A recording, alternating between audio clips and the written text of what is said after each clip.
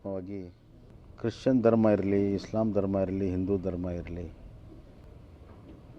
ಸಿಖ್ ಧರ್ಮ ಇರಲಿ, ಇವೆಲ್ಲ ಸಂವಿಧಾನಾತ್ಮಕವಾಗಿ ರಿಕಗ್ನೈಸ್ ಆಗಿರುವಂಥ ಧರ್ಮ.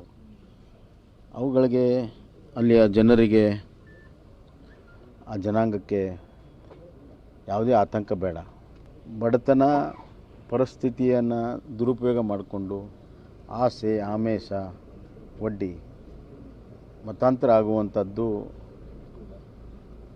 ಅವಕಾಶ ಇಲ್ಲ. ಆದ್ದರಿಂದ ಇದರ ಬಗ್ಗೆ ಭಾಳ ದೊಡ್ಡ ಚರ್ಚೆ ಸ್ವತಂತ್ರ ನಂತರ ಭಾಳ ದೊಡ್ಡ ಚರ್ಚೆ ಆಗಿದೆ. ಇದೇನು ಇವತ್ತಿಂದಲ್ಲ. ಈ ಚರ್ಚೆಯ ಸಂಪೂರ್ಣವಾದಂಥ ಸ್ವರೂಪದಲ್ಲಿ ಈಗ ಬೇರೆ ಬೇರೆ ರಾಜ್ಯಗಳಲ್ಲಿ ಕಾನೂನು ಬಂದಿದೆ. ಅವೆಲ್ಲವನ್ನು ಕೂಡ ಅವಲೋಕನ ಮಾಡಿ ಈಗ ಒಂದು ಕಾನೂನು ರಚನೆ ಆಗಬೇಕನ್ನುವಂಥದ್ದು ಕರ್ನಾಟಕದ ಬಹುತೇಕ ಜನರ ಅಪೇಕ್ಷೆಯೂ ಕೂಡ ಇದೆ. ಈ ಹಿನ್ನೆಲೆಯಲ್ಲಿ ಕಾನೂನು ಇಲಾಖೆ ಅದರ ಪರಿಶೀಲನೆಯನ್ನು ಮಾಡ್ತಾಯಿದೆ.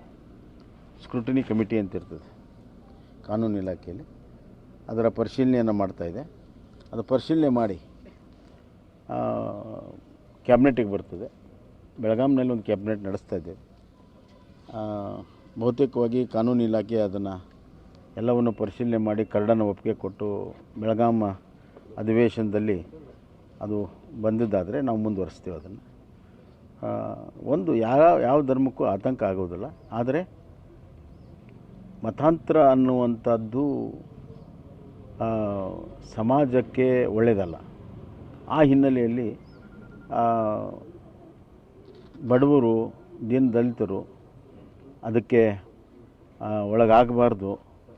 ಅವರ ಮನೆತನದಲ್ಲಿ, ಅವರ ಕುಟುಂಬದಲ್ಲಿ, ಅವರ ಸಮುದಾಯದಲ್ಲಿ ಭಾಳಷ್ಟು ಡಿಸ್ಟರ್ಬೆನ್ಸ್ ಆಗುತ್ತೆ. ಆ ಎಲ್ಲ ಹಿನ್ನೆಲೆಯಲ್ಲಿ ಆ ಕಾನೂನನ್ನು ತರುವಂಥ ಒಂದು ಪ್ರಯತ್ನವನ್ನು ನಮ್ಮ ಸರ್ಕಾರ ಮಾಡ್ತದೆ.